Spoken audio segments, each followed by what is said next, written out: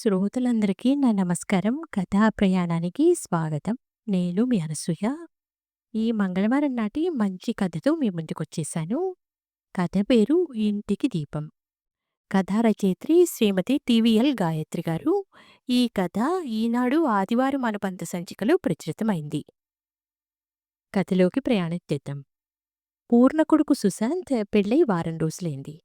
ఇక్కడ 3 నిద్రలయ్యాక అత్తగారింటికెళ్లారు నూతన వధూవరులు. అక్కడి నుండి వాళ్ళు హనీమూన్ వెళ్లి వద్దామనుకున్నారు. ఇంకా పెళ్లి చేసిన అలసట తీరలేదు పూర్ణకు. ఆడపిల్ల పెళ్లి కంటే మగపిల్లవాడి పెళ్లి చేయటం కష్టమనిపించింది. వెళ్లేదాకా సర్దుకోవడం, వచ్చిన బంధువులను చూసుకోవడం, అక్కడ పెళ్లి, ఆ తర్వాత వచ్చి సత్యనారాయణ స్వామి వ్రతం చేసుకోవడం, రిసెప్షన్ ఇంతా చేసేసరికి బాగా అలసిపోయింది పూర్ణ. దీనికంటే ఇద్దరు ఆడపిల్లల పెళ్లిళ్ళు చేయడం సులభం అనుకుంటూ పక్క మీద నుండి లేచింది. ఇంకో 2 రోజులు ఇంట్లోనే ఉంటాడు. ఆ తర్వాత అతడికి ఆఫీసు మొదలవుతుంది. పనేమీ చెయ్యాలి అనిపించటం లేదు. బద్ధకంగా పడుకోవాలనిపిస్తోంది. అదృష్టం పని మనిషి వస్తుంది. ఇప్పుడు అది కానీ డుమ్మా కొడితే ఇంకేమైనా ఉందా? ఎవరన్నా కాఫీ పెట్టిస్తే బావుండు అనుకుంటూ వచ్చి డికాషన్ వేసి స్నానానికి వెళ్ళింది పూర్ణ. స్నానం చేసి వచ్చేసరికి పాలు కాస్తున్నాడు రాఘవ. సంతోషం వేసింది పూర్ణకి. తను మనసులో అనుకున్నవి రాఘవకెలా తెలుస్తాయో ఏమో! జడ వేసుకుని రా కాఫీ కలుపుతాను అన్నాడు రాఘవ. ఏమిటో ఇంకా అలసటగానే ఉంది. ఏ పని చేయబుద్ధి కావడం లేదు అంది పూర్ణ నవ్వుతూ. నాకర్థమైంది. అందుకే ఝాన్సీకి ఫోన్ చేసి కూర, సాంబారు పంపించమన్నాను. అన్నం ఒకటి తర్వాత వండిద్దు కాని. ఒక 4 రోజులు ఝాన్సీని కూరలు పంపించమన్నాను. భర్త వైపు కృతజ్ఞతగా చూసింది పూర్ణ. కాఫీ కప్పులు పట్టుకుని బాల్కనీలోకి వెళ్ళాడు రాఘవ. జడ వేసుకుని బాల్కనీలోకి వచ్చింది పూర్ణ.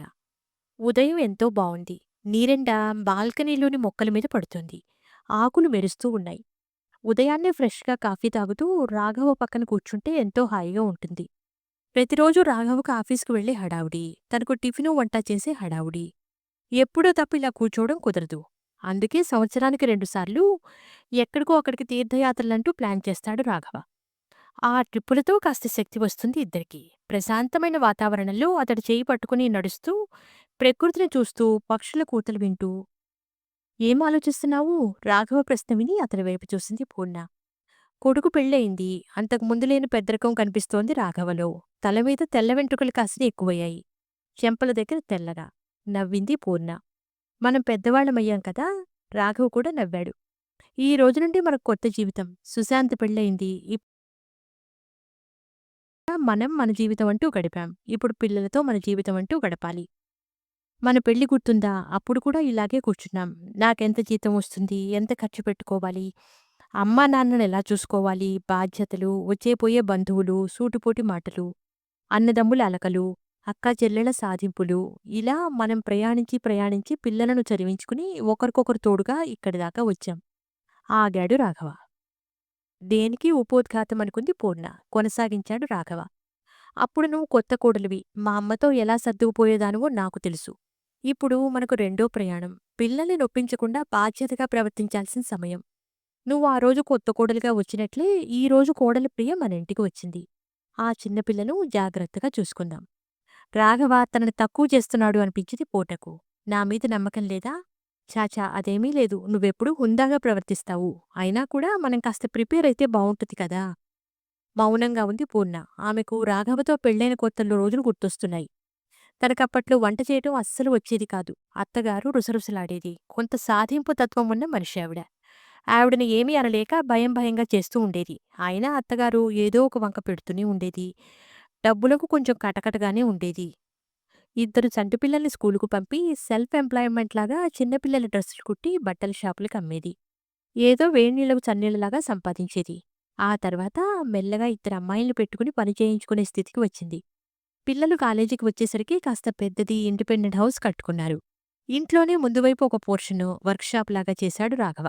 ఇప్పుడు 6 అమ్మాయిలతో వర్క్ చేస్తోంది తను. అత్తగారి సపోర్ట్ లేకపోయినా ఎప్పుడూ పెదవి విప్పి మాట్లాడింది లేదు. అలానే రాఘవతో చెప్పుకున్నదీ లేదు. అలా ఏళ్లు గడిచిపోయాయి. 2 ఏళ్ల క్రితం కూతురు నీలిమ పెళ్ళై లండన్ వెళ్ళింది.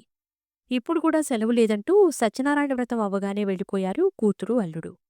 పూర్ణ ఆలోచనలను భగ్నం చేస్తూ కోపం వచ్చిందా నా మీద పొద్దునే ఏదో బోధ చేస్తున్నానని అంటూ కుర్చీని పూర్ణకు దగ్గరగా జరిపి కూర్చున్నాడు. లేదు, మనం జాగ్రత్తగా ఉందామంది పొడిగా పూర్ణ. ఆమె మనసులో అసంతృప్తిగా ఉంది. రాఘవ తనకిలా చెప్పకుండా ఉంటే బావుండేది. రాత్రి నీలిమ ఫోన్ చేసింది. అమ్మా, నువ్వు వదిన విషయంలో ఎక్కువ పట్టించుకోకు. తను ఎలా ఉంటే అలా ఉంటుంది. నాకు చెప్పినట్లు పొద్దున్నే తయారవ్వు, జడ్డిదానిలాగా ఉండకు. ఆ నైటీ ఏమిటి, మంచి డ్రెస్ వేసుకో, త్వరగా స్నానం చేసిరా అంటూ సాధించకు. నేనంటే కూతుర్ని, మనం తగులాడుకున్నా బావుంటుంది. వచ్చేది కోడలు, కాస్త జాగ్రత్తగా ఉండు ప్లీజ్. మండిపోయింది పూర్ణకు. ఏడుపు కూడా వచ్చింది. పొద్దున్నే మీ నాన్న లెక్చర్ అయింది. ఇప్పుడు నువ్వు మొదలుపెట్టావు. అవును, నేను గంప గయ్యాళిని. అందరినీ సాధించుకు తింటాను. పెట్టేయవే ఫోను. ఇంకొక మాట మాట్లాడితే ఊరుకోను అంటూ ఎగిరింది. ఒక్కసారిగా దుఃఖం పొంగుకొచ్చింది పూర్ణకు. వెక్కి వెక్కి ఏడవటం మొదలుపెట్టింది. నిస్సహాయంగా చూస్తున్నాడు రాఘవ. పూర్ణ ఎందుకు అర్థం చేసుకోవటం లేదు? ఈ కాలంలో పిల్లలకు ఓర్పు, సహనం తక్కువ. ఏదన్నా తేడా వస్తే విడాకులంటారు. వాళ్ళిద్దరూ అడ్జస్ట్ అవ్వడమే గొప్ప విషయం. పెద్దవాళ్ళం కొంచెం అర్థం చేసుకుని పిల్లలకు సపోర్ట్‌గా ఉండాలి. అటు పిల్లలకు, పెద్దవాళ్లకు కూడా ఇది చాలా క్లిష్టమైన సమయం. ఇంకా మాట్లాడితే ఇది పెద్దవాళ్లకు పరీక్షా సమయం. పూర్ణ పక్కన వచ్చి కూర్చున్నాడు రాఘవ. మృదుస్వరంతో, చూడు పూర్ణ, నువ్వు చెడ్డదానివని ఎవ్వరూ అనుకోవడం లేదు. ఇప్పుడున్న పరిస్థితులకు తగ్గట్టుగా మనల్ని మనం మార్చుకోవాలి. చాలా ఏళ్లుగా మనం మన పద్ధతుల్లో జీవితాన్ని దిద్దుకుంటూ జీవిస్తున్నాం. మన అలవాట్లు కానీ, పద్ధతులు కానీ తెలియని అమ్మాయి మన ఇంటికి వస్తోంది. మనం కొంచెం జాగ్రత్తగా ఉంటే మన బిడ్డల భవిష్యత్తు బావుంటుంది. అంతకంటే ఇంకేమీ లేదు అనునయంగా చెప్పాడు రాఘవ. కళ్ళనీళ్లు తుడుచుకుంది పూర్ణ. మనసులో కోడలంటే భయం వేస్తోంది. ఏం మాట్లాడితే ఏమొస్తుందో. పోనీ వాళ్ళని విడిగా ఉండమందాం. అదేమీ అవసరం లేదు పూర్ణ. కొంచెం సంయమనం, పట్టించుకునితనం కావాలి. నీలమ్మకు ప్రతి విషయంలో సలహాలిస్తూ ఉంటావు కదా! అదే నీ ఫ్రెండ్ కూతుర్ని పట్టించుకుంటావా? కొంచెం కొంచెం అర్థమవుతోంది పూర్ణకు. పిల్లల విషయాల్లో మనం అతిగా ఇన్వాల్వ్ అవ్వద్దు. కోడలితో స్నేహంగా ఉండాలి. అలా అని ఆ అమ్మాయి స్వేచ్ఛకు భంగం కలిగించకూడదు.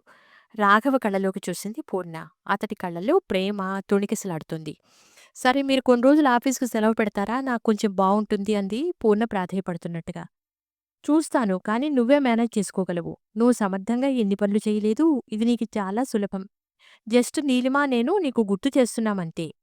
రాఘవ అలా చెప్తుంటే కాస్త ధైర్యం వస్తుంది పూర్ణకు. ఆ రోజు రాత్రి నిద్ర పట్టలేదు ఆమెకు. 4 రోజులకు ప్రియా, సుశాంతులు వచ్చారు. పిల్లలతో సరదాగా గడుపుతున్న పూర్ణ మనసులో కొంత అలజడిగానే ఉంది. ఆ మర్నాడు పొద్దున 5కే లేచింది పూర్ణ. వంట, టిఫిను చేసి హాట్ బాక్సుల్లో పెట్టి తన వర్క్షాప్‌కు వచ్చింది. 10కి ప్రియ వచ్చింది. ఆమె ఉద్యోగ ప్రయత్నాలు చేస్తూ సర్టిఫికేట్ కోర్సులు చేస్తోంది. కోడల్ని చూసి స్నేహంగా నవ్వింది పూర్ణ. ఇక్కడ నేనేమైనా చెయ్యనా? అడిగింది ప్రియ. నీకు టైముంటే చేదువుగాని అంటూ తను తయారు చేసే డ్రెస్సుల డిజైన్స్ కోడలికి చూపించింది పూర్ణ. మీరు మంచి బిజినెస్ వుమెన్ అంటూ మెచ్చుకుంది ప్రియ. కాసేపటికి సుశాంత్ కూడా వచ్చి తల్లితో కాసేపు కబుర్లు చెప్పాడు. పిల్లలిద్దరూ ఇంట్లోకి వెళ్లారు. వారం రోజులు గడిచాయి. పూర్ణకు రోజూ అదే దినచర్య. వంట చేసి పెట్టడం, కొడుకు కోడలు నిద్రలేచేసరికి వర్క్షాపుకు రావడం. ఎప్పటికంటే ఎక్కువగా బిజినెస్ మీద దృష్టి పెట్టింది. తన స్నేహితురాలు సరళతో కలిసి పేద పిల్లలకు బట్టలు కుట్టి సప్లై చేయడం మొదలుపెట్టింది. సరళ 2 ఏళ్లుగా దీపగృహ అనే స్వచ్ఛంద సంస్థను నడుపుతోంది.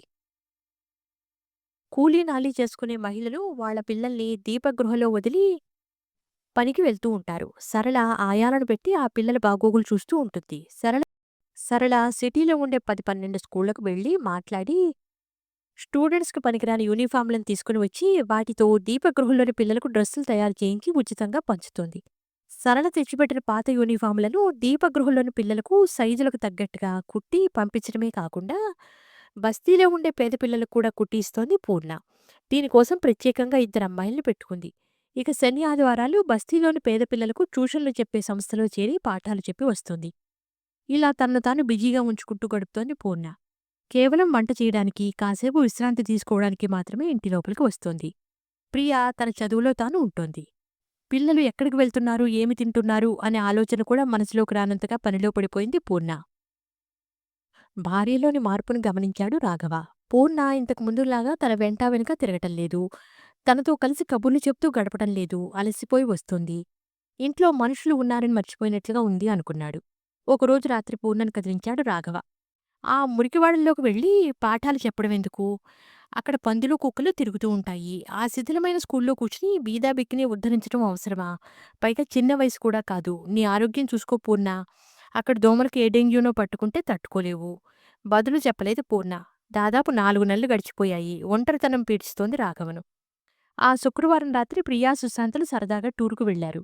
శనివారం పొద్దునే 5కే అలారం పెట్టుకుని లేచాడు రాఘవ. పాలు కాచి డికాషన్ వేసి స్నానం చేసి వచ్చి దీపారాధన చేసి పూజ చేసుకుంటూ ఉన్నాడు. గంట మోగుతుంటే కళ్ళు విప్పింది పూర్ణ. రాఘవ్‌కెటైనా వెళ్ళే పని ఉందా? ఇంత త్వరగా లేచి పూజ చేస్తున్నారు అనుకుంటూ వచ్చింది. కాసేపు పడుకోలేకపోయావా? ఇంకా తెల్లవారలేదు నవ్వుతూ పలకరించాడు రాఘవ. ఎక్కడికన్నా వెళ్ళాలా? లేదు పూర్ణ, మెలకువ వచ్చింది. ఎలాగూ నిద్రలేచాను కదా అని పూజ చేస్తున్నాను. నువ్వు కూడా వస్తావా? కాసేపు కింద గార్డెన్‌లో తిరిగొద్దాం. కాస్త ఫ్రెష్‌గా ఉంటుంది. కాసేపటికి తయారై వచ్చింది పూర్ణ. గార్డెన్‌లో చెట్టు కింద నడుస్తున్నారిద్దరూ. రాఘవ పూర్ణ చేయి పట్టుకున్నాడు. ఈ మధ్య నాతో అస్సలు మాట్లాడనంత బిజీ అయ్యావు పూర్ణ. ఎప్పుడూ నేను ఆఫీసు నుండి వచ్చేసరికి నీ వర్క్ కట్టేసి నా కోసం చూస్తూ ఉండేదానివి. ఈ 4 నెలల నుండి నన్ను పట్టించుకోవడం మానేశావు. నా మీద కోపం వచ్చింది కదా! పిల్లలిద్దరూ బాగానే ఉంటున్నారు. ఈ వయసులో మనం విడివిడిగా ఉంటున్నాము అనిపిస్తోంది. మొదట్లో నేను వాళ్ళ గురించి భయపడి నిన్ను హెచ్చరించాను. నువ్వు ఇంతగా హర్టయ్యావననుకోలేదు. పూర్ణ అతడి వైపు చూసింది. రాఘవ కళ్ళలో దిగులు కనిపిస్తోంది. మెల్లగా అతడి చెయ్యి విడిపించుకుని అక్కడ ఉన్న బెంచీ మీద కూర్చుంది. పక్కనే కూర్చున్నాడు రాఘవ. నేను మీకు భారీగా వచ్చాను.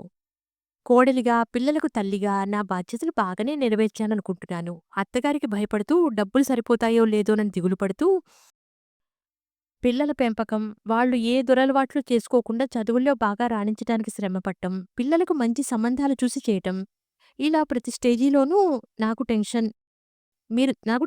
మీరు సపోర్టుగా ఉన్నారు, కాదనడం లేదు. కానీ చివరకు కోడలింటికి వస్తే కూడా నాకే ఎందుకు టెన్షన్? నా అస్తిత్వం ఏమిటో తెలియటం లేదు. నేను మాత్రమే సర్దుకుపోవాలి. నేను మాత్రమే అడ్జస్ట్ అవ్వాలి. ఇంత చేసినా నాకున్న గుర్తింపు ఏంటి? ఒకవేళ కొడుకు, కోడలు విడాకుల దాకా వస్తే దానికి కారణం నేనే అవుతాను. ఎందుకో నాకు మీ అందరికీ దూరంగా వెళ్ళిపోవాలనుంది. ఆడపిల్లగా పుట్టినప్పటి నుండి ఇలా ఉండు, అలా ఉండు అనే బోధలు వింటూనే ఉన్నాను. ఈ తరంలో అమ్మాయిలకు ఆ బాధ లేదు. ఎవరూ వాళ్లకు బాధ్యతల గురించి చెప్పరు. హక్కులు మాత్రమే నేర్పించి పెడుతున్నారు. ఇప్పటికీ మా తరానికే బాధ్యతలు, భయాలు, బెంగలు. వీటి నుండి తప్పించుకోవడానికి నేను నా పనిలో మునిగిపోయాను. నా దారి నేను వెతుక్కుంటున్నాను. నాకు నచ్చిన మార్గంలో ప్రయాణిస్తున్నాను. అది కూడా తప్పేనా? పూర్ణ కంఠంలో దృఢత్వం. ఆకులు కదలటం లేదు. అంతటా నిశ్శబ్దం. ఏమీ మాట్లాడలేదు రాఘవ. ఆ నీరెండలో పూర్ణ వేసిన ప్రశ్న రాఘవకు ఒక్కడికే వినిపించిందా, లేక పంచభూతాలన్నిటికీ వినిపించిందా? గాలి సానుభూతిగా ఆమెను స్పృశించింది. పూర్ణ ప్రశ్నకు రాఘవ దగ్గర జవాబు లేదు. పాత పూర్ణని ఎలా వెనక్కు తెచ్చుకోవడం? ఇంకో నెల గడిచింది. ఆ రోజు శనివారం. బస్తీలో పిల్లలకు ఇంగ్లీష్ గ్రామర్ చెప్తోంది పూర్ణ. టీచర్, కొత్తసారి వచ్చారేమో, మేడంతో మాట్లాడుతున్నారు, కిటికీలోంచి చూపిస్తూ చెప్పారు పిల్లలు. స్వచ్ఛంద సంస్థ చైర్మన్ అంజలితో మాట్లాడుతున్నాడు ఒకతను. పువ్వుల చొక్కా. అతడు అటువైపు తిరిగి ఉండడం వల్ల మొహం కనిపించలేదు పూర్ణకు. బడిలో పాఠాలు చెప్పడానికి రిటైర్ అయిన వాళ్ళు వస్తూ ఉంటారు. పాఠం కొనసాగించింది పూర్ణ. క్లాస్ అయ్యాక బయటికి వచ్చింది. ఎవరూ కనిపించలేదు. మధ్యాహ్నమైందని చెట్టు కింద కూర్చుని బ్యాగులోంచి లంచ్ బాక్స్ తీసింది. ఇంకో 2 క్లాసులు తీసుకుని ఇంటికి వెళ్ళాలి. ఇల్లు గుర్తుకు వస్తే ఎందుకో బెంగ కలుగుతోంది. అందరూ ఉన్నా ఏదో తెలియని ఒంటరితనం. రాఘవ ప్రేమగానే ఉన్నాడు. ఎందుకో తనకే పరాయితనంగా ఉంటోంది. హలో టీచర్, రాఘవ గొంతు. చటుక్కన తలతిప్పి చూసింది. పువ్వుల చొక్కా వేసుకుని నిజంగానే రాఘవ. సంభ్రమంగా లేచింది పూర్ణ. నేను లేకుండా నువ్వొక్కదానివే తినేయగలవు. నేను అలా ఉండలేనబ్బా. పక్కన కూర్చున్నాడు రాఘవ. నోట మాట రాలేదు పూర్ణకు. మీ అంజలితో మాట్లాడాను. పాఠాలు చెప్పడానికి గాదు, స్కూలు బాగుచేయటానికి. మన ఊరు మేయర్ తమ్ముడు నా కొలీగ్. అతడితో వెళ్ళి మేయర్తో మాట్లాడాను. డబ్బులు శాంక్షన్ చేశాడు. ఆ పనిమీద వచ్చాను. నువ్వుండే పరిసరాలు శుభ్రంగా ఉంచాలి కదా! ఈ మురికివాడను బాగుచేయటానికి ప్రభుత్వం వైపు నుండి కృషి చేస్తున్నాం. స్వచ్ఛ భారత్ ప్రోగ్రాం అన్నమాట. రాఘవ నవ్వుతూ చెప్తూ ఉంటే కళ్ళనీళ్లు వచ్చాయి పూర్ణకు. భర్త చేయి పట్టుకుంది. దూరంగా సుశాంత్ వస్తూ కనిపించాడు. అతడి వెనకాలే ప్రియతో మాట్లాడుతూ అంజలి. ఆ వెనుక ఎవరెవరో గవర్నమెంట్ ఆఫీసర్లు. అలాగే చూస్తోంది పూర్ణ. దగ్గరగా వచ్చారందరూ. ప్రియా, సుశాంత్, రాఘవులు ఆఫీసర్లతో మాట్లాడుతూ ఏమేమి చేయాలో చెప్తున్నారు. ఆఫీసర్లు వచ్చారు కాబట్టి పిల్లలకు క్లాసు లేదు. పిల్లలు కేరింతలు కొడుతూ వెళ్ళిపోయారు. 2 గంటల తర్వాత అంజలి దగ్గర సెలవు తీసుకున్నారు రాఘవ వాళ్ళు.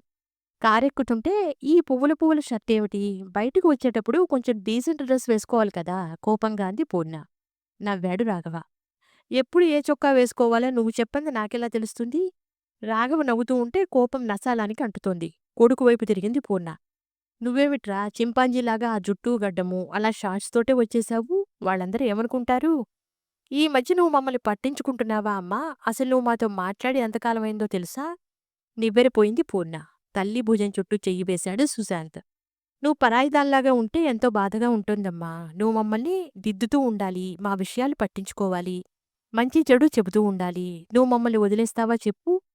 నువ్వే ఇంటికి కమాండర్‌వి, కెప్టెన్‌వి. నువ్వు వదిలేస్తే మాకెలా ఉండాలో, ఏమి చెయ్యాలో ఎలా తెలుస్తుంది?" కళ్ళనీళ్లు ఉబికి ఉబికి వస్తున్నాయి పూర్ణకు.